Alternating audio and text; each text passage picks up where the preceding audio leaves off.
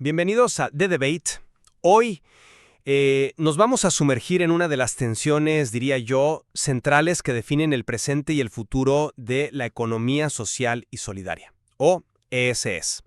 A medida que gana reconocimiento global como una herramienta clave para alcanzar los objetivos de desarrollo sostenible, pues surge una pregunta ineludible sobre su relación con el poder institucional. Exacto.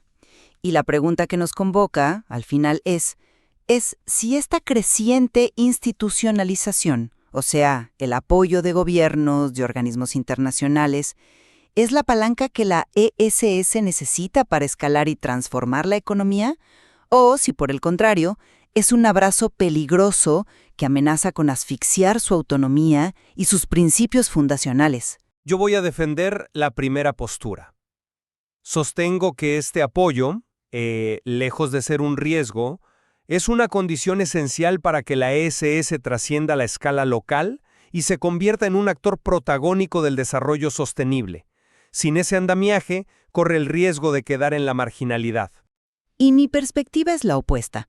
Argumentaré que esta dependencia creciente del Estado y de sus lógicas, burocráticas y de mercado, es precisamente lo que puede desvirtuar la naturaleza transformadora de la ESS, convirtiéndola en un apéndice funcional al mismo sistema que dice querer cambiar.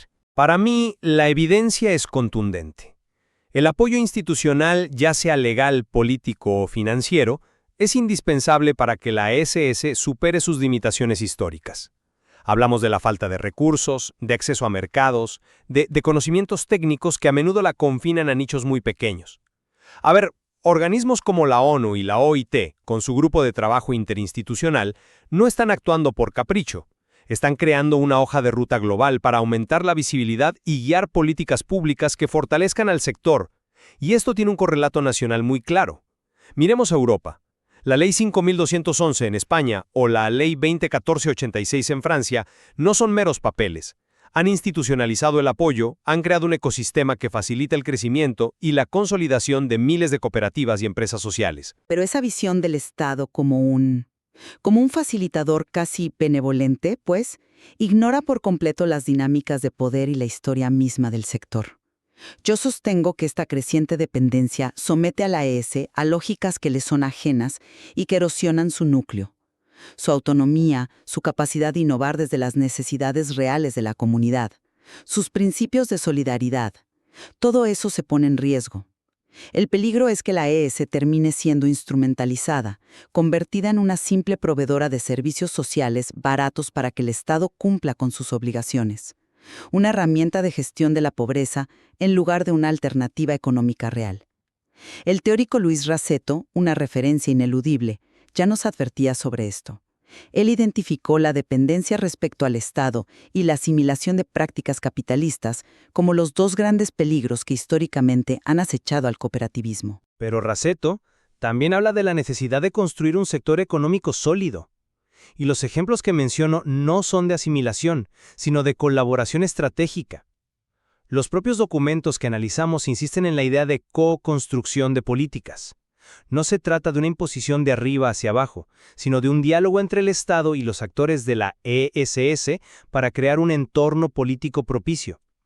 Los programas que impulsaron a millones de grupos de autoayuda en la India o las incubadoras de empresas solidarias en Brasil que surgieron con apoyo público demuestran que una expansión masiva y un impacto real son posibles cuando existe esa voluntad política.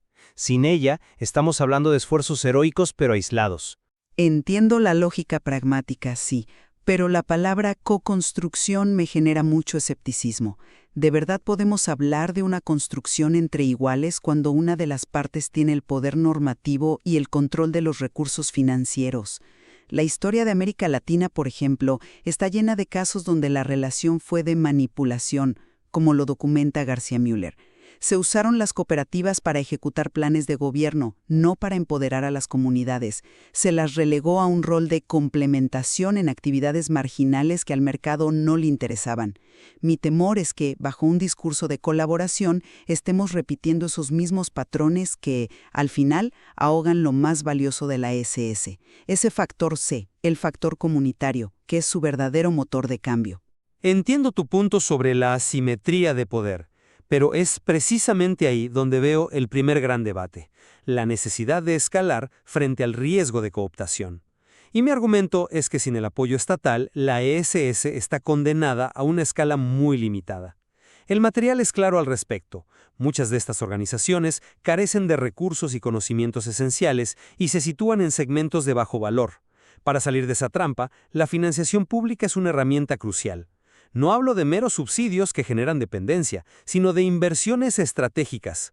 Los fondos estructurales de la Unión Europea, por ejemplo, o el Fondo de Innovación Social en Francia, actúan como catalizadores de impacto.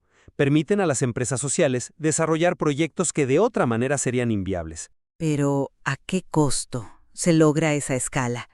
Me parece que ese es el punto ciego de tu argumento. Ese escalamiento a menudo implica una cooptación sutil pero profunda. El Estado, especialmente en contextos de austeridad fiscal, ve en las organizaciones de la ESS una oportunidad de oro: externalizar servicios sociales a bajo costo. Las convierte en ejecutoras de políticas asistenciales, en proveedoras eficientes para el sistema, y en ese proceso las desvían de su misión original de transformación social.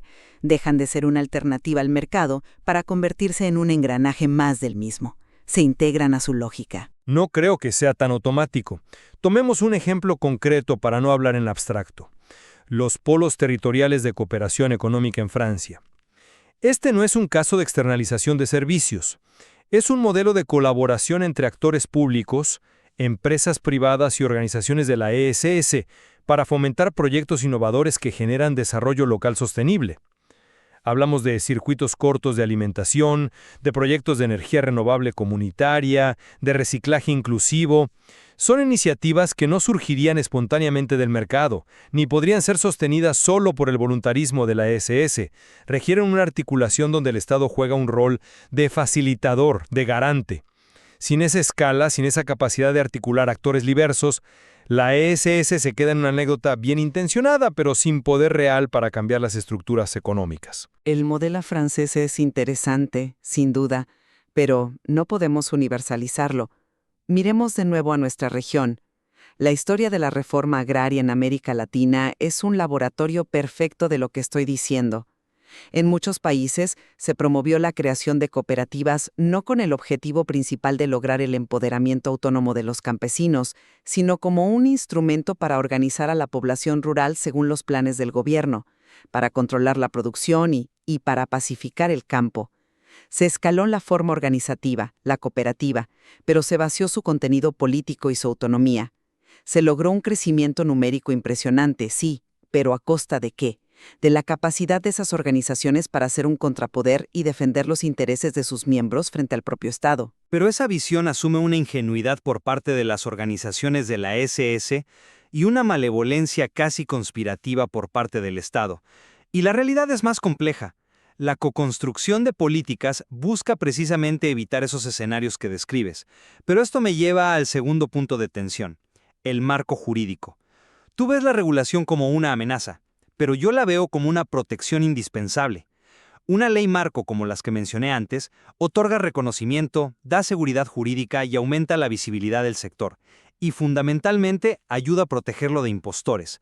Hablo de las pseudo-cooperativas, empresas que se disfrazan de cooperativas solo para acceder a ventajas fiscales, pero que no respetan en absoluto los principios democráticos y solidarios. Una ley clara ayuda a separar el grano de la paja. Claro, en teoría una ley debería proteger, pero en la práctica esa protección puede convertirse en una camisa de fuerza. La regulación puede volverse control. Hay un informe muy revelador de la organización WeEffect, que trabaja con cooperativas en todo el mundo.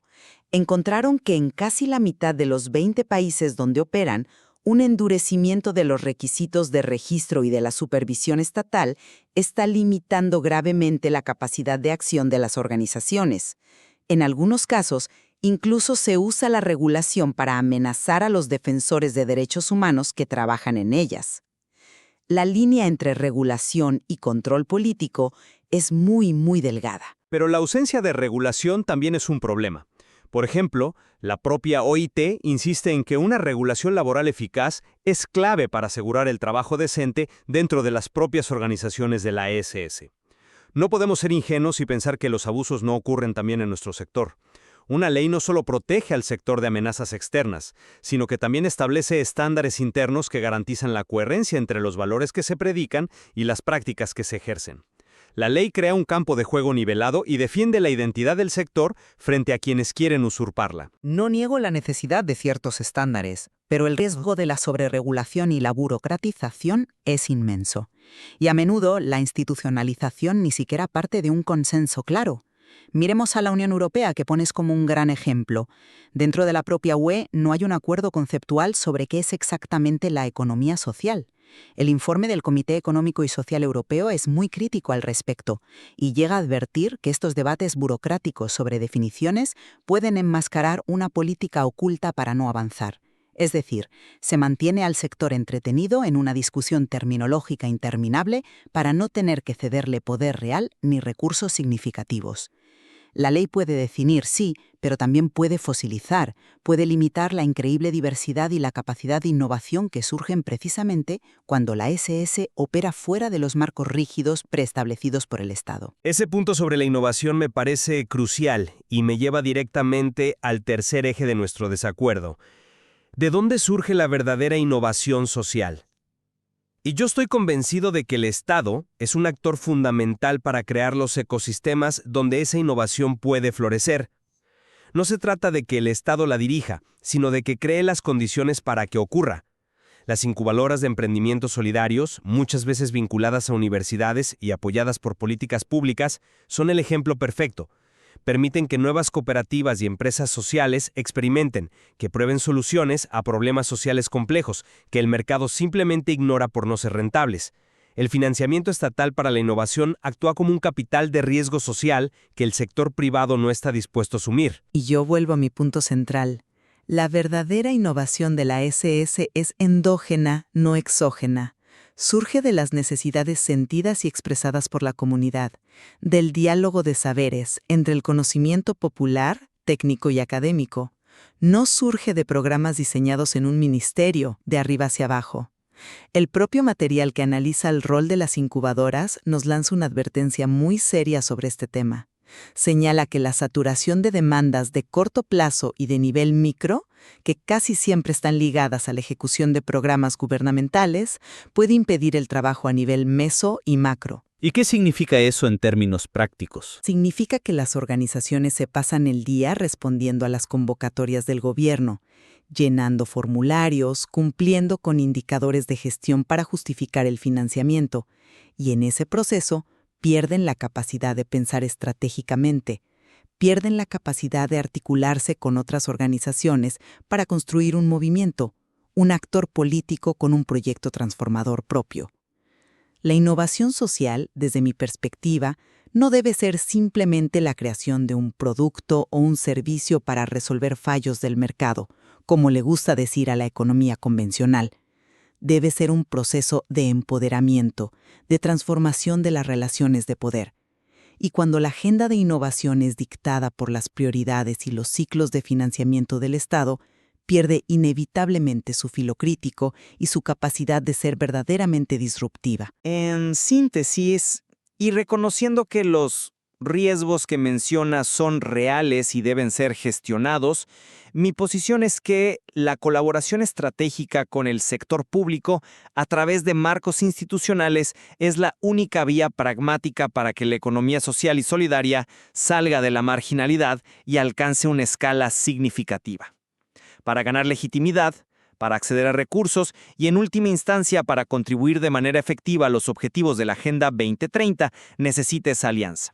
Rechazar esta vía por un purismo ideológico, por miedo a contaminarse, es condenar al sector a un impacto limitado, hacer una colección de experiencias locales valiosas, pero aisladas, sin capacidad de cambiar el sistema en su conjunto. Yo, en cambio, concluyo que la prioridad absoluta de la SS debe ser fortalecer su autonomía, sus redes de base y su capital comunitario, ese factor C del que hablábamos. Una dependencia excesiva del Estado, con su lógica burocrática, sus ciclos políticos cortoplacistas y sus intereses a menudo contradictorios, amenaza con diluir su potencial transformador hasta convertirla en una herramienta funcional al mismo sistema que busca cambiar. El desafío no es escalar a cualquier precio, sino profundizar sus raíces y principios para que su crecimiento sea genuino y sostenible desde adentro. Es preferible un crecimiento más lento pero autónomo que una expansión rápida pero heterónoma. Creo que esta conversación deja clara la tensión fundamental que atraviesa al sector.